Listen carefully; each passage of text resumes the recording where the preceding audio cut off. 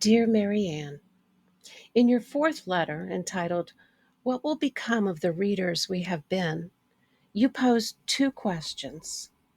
First, you ask, are we as a society beginning to lose the quality of attention necessary to give time to the essential human faculties that make up and sustain deep reading?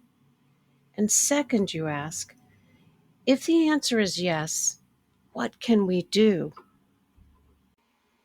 I hope we are not losing that quality of attention that enables us to immerse ourselves in deep reading.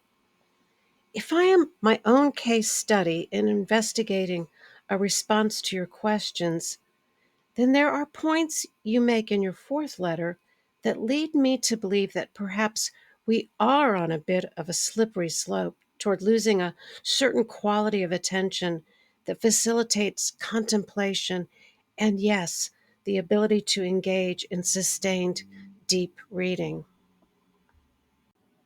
You connect the concept of novelty bias with the need of our prehistoric ancestors to be attuned to the dangers of the world they lived in, the need to be vigilant to the lion or tiger crouching in the bushes, awaiting the moment to kill, pounce, devour them. Today, as consumers of the massive amount of information lurking on our machines and devices, we could actually benefit from a spidey sense that alerts us to the possibility of danger if we are not vigilant to misinformation or digital overload of irrelevant information or distraction away from what's most important in our lives. For years now, I and my fellow teachers and colleagues have been required to participate in online training about the dangers of things like clickbait on the internet as a conduit for infecting our computers and devices with a virus that can spread to networks and other devices. How shameful it would be for the person who naively or carelessly fails to be vigilant and causes an entire network to be shut down, taken hostage by a hacker who downloads ransomware onto our device. We're warned about opening up documents in email that might contain a virus. We must always pay attention to, be on alert to the dangers associated with the freedom to access all the information available to us on the internet. We aren't as alert, however, when it comes to how we engage with technology in our personal lives. In one way or another, many of us have fallen victim to some form of clickbait. When we open a site because the headline is so salacious, so intriguing, entertaining, that we can't seem to ignore it. There are many examples, but the point is that we aren't as vigilant when it comes to our own meanderings on the internet, but we should be. There's a reason why predatory animals are often able to camouflage themselves by blending into their backgrounds as they lurk, awaiting to pounce and devour their prey. Headlines are designed to get our attention quickly in a nanosecond to entice us to wander unknowingly closer to the predator. Our attention is always being diverted. And our digital brains are impacted. As my own case study, I note that as I sit down to work on my computer, I fall victim to what Catherine Hales identifies as hyperattention, with rapid task switching, high levels of stimulation, and even a low level threshold for boredom. In fact, as I write this letter, I am very aware that I may receive an alert that an email has been delivered to my inbox.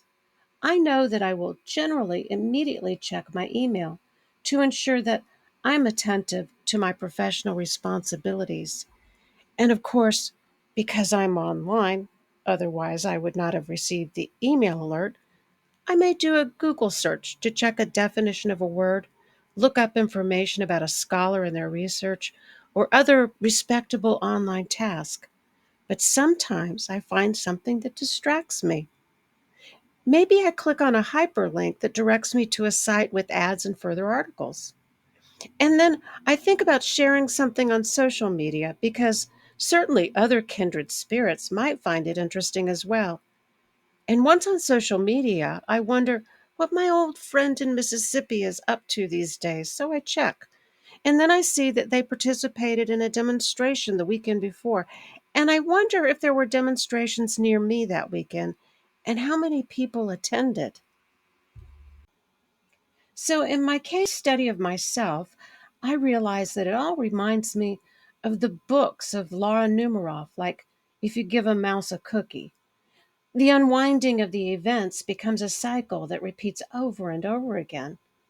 It's fun when it's a mouse and a cookie, a moose and a muffin, or a pig and a pancake.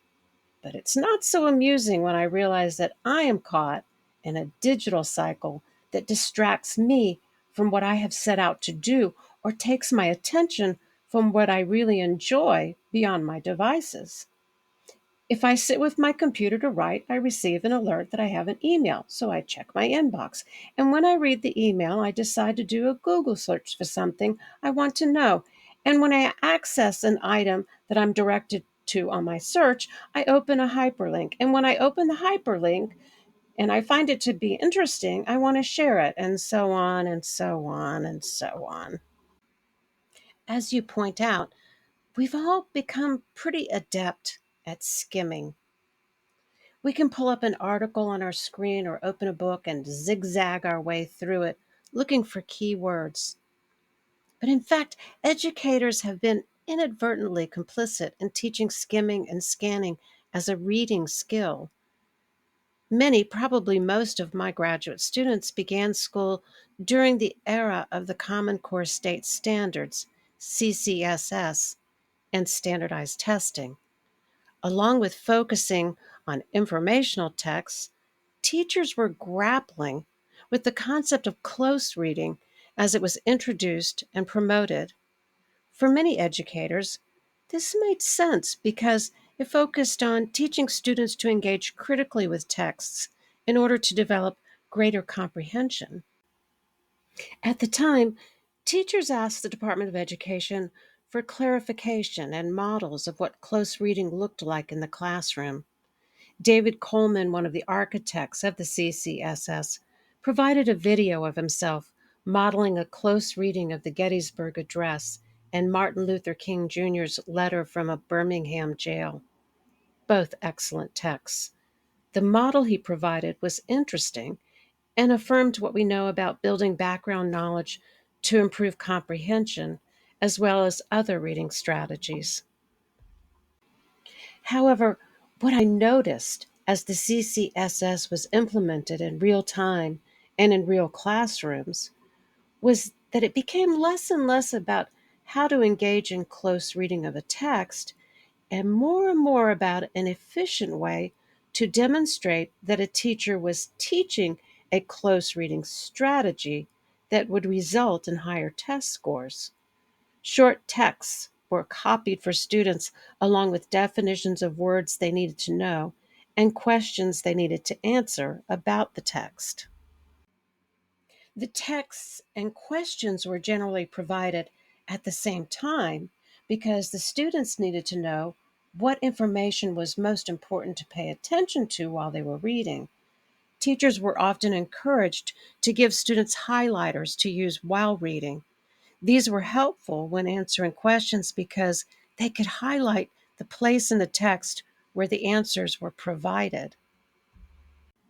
The fact is, teachers were not teaching close reading as much as they were teaching test prep skills.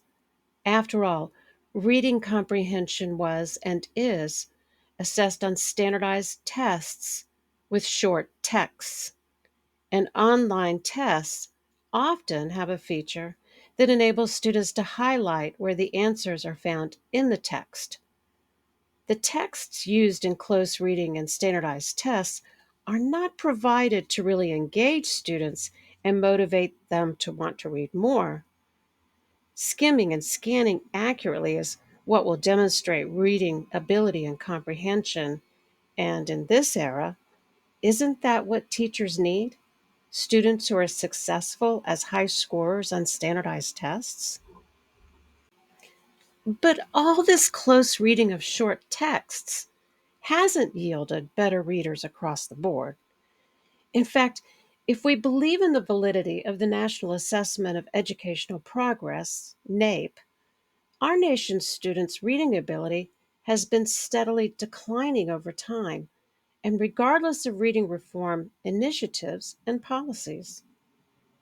Even if we see the value of No Child Left Behind and the report of the National Reading Panel in focusing our attention on the foundational skills in teaching reading like phonemic awareness and phonics, and even if we recognize the value of ensuring reading comprehension as emphasized with the CCSS, we are still left with the implications of the reading brain in a changing and challenging reading environment.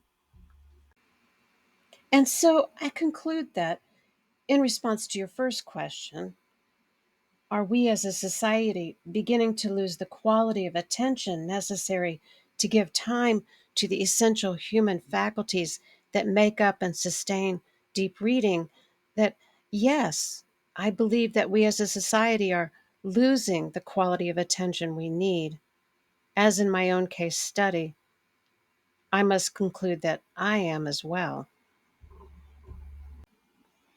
As I turn my attention to your second question, if the answer is yes, what can we do? I'm not so sure of the answer. I'm not sure what we can do as a society, but I am pretty sure that there is something I can do and something teachers can do with and for the students they teach. And that's a very good place to start, even if it feels sometimes like we're Sisyphus trying to roll a massive boulder up a hill. However, we must acknowledge a few things.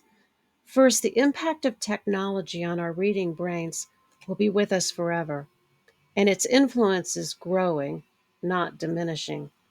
Artificial intelligence is now the largest sector of economic investment and innovation across the globe, and is now becoming a common feature in classrooms.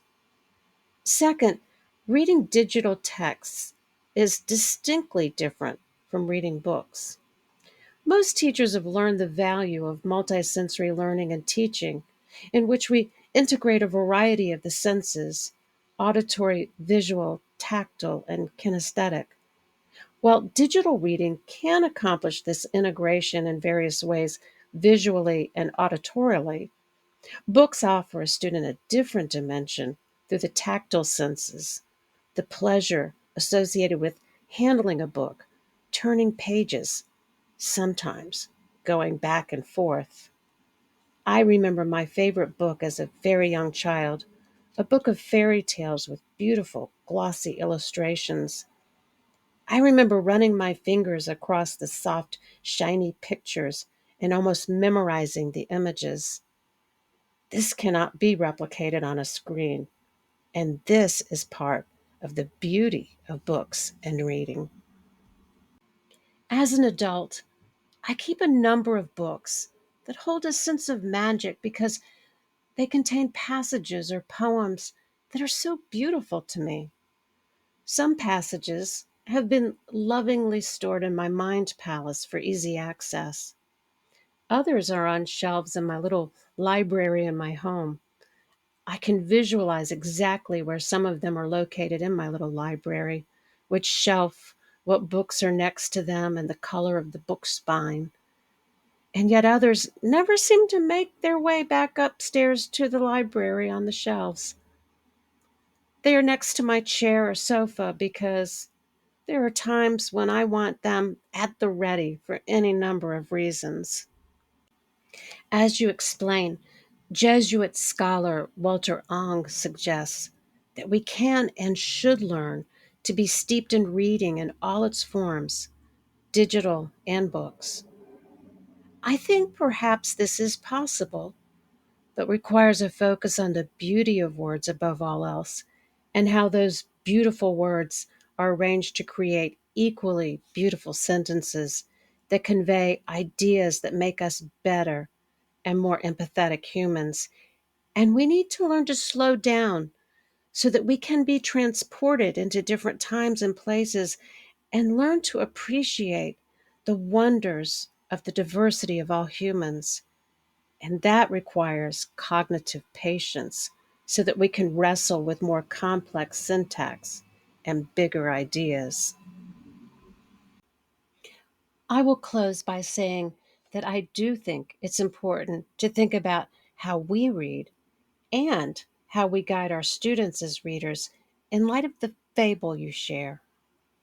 There are two wolves within each of us engaged in a fight. Which wolf will win the fight? Well, obviously, the winner will be the wolf we feed. Thank you, Maryanne. Until next time, we remain your devout readers, the teachers.